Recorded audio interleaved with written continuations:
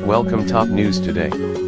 Americans have always been known to, in order to protect their various hegemonic interests around the world, do everything to influence elections in other countries. In most cases, they have no difficulty having their way. During her time as the U.S. Secretary of State, Ms. Hillary Clinton reportedly tried to influence the Russian presidential election with the goal of having an American puppet defeat Vladimir Putin. Putin was believed to be so angry that he decided to make sure Clinton herself would never become her own country's president. Americans were still in shock that Russia could determine who should occupy the White House. But besides his accord with Russia's Putin, President Donald Trump also promised Israel of making sure that during his first year in office, he would be moving the U.S. Embassy to Jerusalem in full recognition of Jerusalem as the capital of Israel. But before his recent announcement to that effect, Trump tried to lobby powerful countries, whose leaders promised him that while they might not support it at the UN, they would never vote against it as well. Unfortunately, notwithstanding that it's our sovereign right to cast our votes at the UN, the less powerful countries like Nigeria, who thought that the decisions would hardly matter on such decisions of theirs, it seems that by shifting the whole blame on them this time round, Washington has decided to make them scapegoats.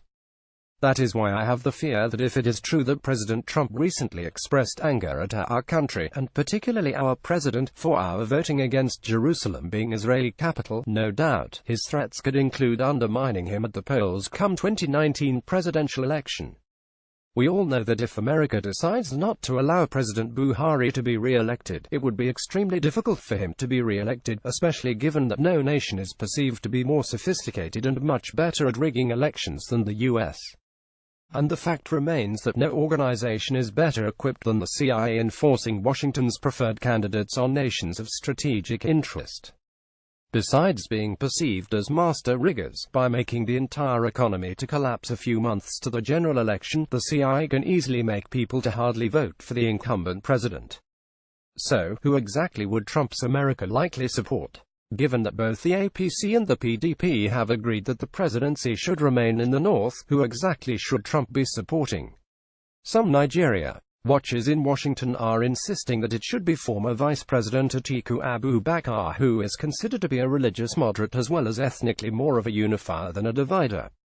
Because there is yet to be an agreement to that effect, there are others who are leaning towards Governor Nasir El-Rufai, who is a graduate of Harvard's Kennedy School of Government, is considered to be more cosmopolitan with a more sophisticated understanding of world economy and politics. But as it stands now, both Atiku and El-Rufai are going to have tough time getting there. For Atiku, President Olusegun Obasanjo is his major nut to crack. It will be difficult to underestimate Obasanjo when decisions concerning Nigeria are being made in Washington, given his long closeness to Washington. But, is Obasanjo indispensable? It is likely that Trump will ignore the Obasanjo factor should he decide it must be Atiku. After all, he is actually an anti-establishment president. In the case of El-Rufai, it is going to be extremely more difficult given that President Buhari has not only declared his intention for second term, but had since started his re-election campaigns with the former governor of Rivers State, Chibuike Amici, reportedly appointed for the second time as his campaign's director general. It is unlikely that the APC would refuse the president's re-election bid, especially given that there is no official opposition coming from the national leader of the party, Bola Tinubu. In any case, isn't it possible that both President Trump and President Buhari could easily resolve the differences, especially with Buhari seeking the intervention of Saudi Arabia?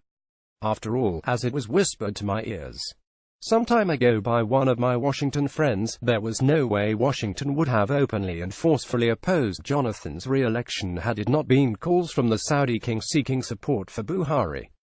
Unfortunately, the current relationship between Washington and Riyadh has become so toxic because of Trump's insistence on Jerusalem being officially recognized by his government as the authentic capital of Israel.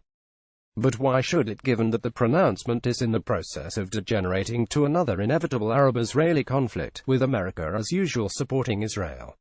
Even if Buhari could diplomatically sort himself out of the current situation, he is still to confront the growing internal opposition to his re-election.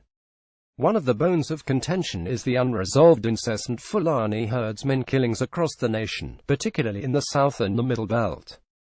Because of this, most Christians in America and Europe have come to believe that it is a kind of covert religion-induced killing of Christians. Worsening the situation and giving credence to this thesis is the fact that President Buhari has not been forceful and proactive in dealing with these reckless killings of powerless people whose territories they always invaded with dangerous machine guns. Copyright Punch. All rights reserved. This material and other digital content on this website may not be reproduced, published, broadcast, rewritten or redistributed in whole or in part without prior express written permission from Punch. Contact email protected. Visited 1,900 times, 1,788 visits today.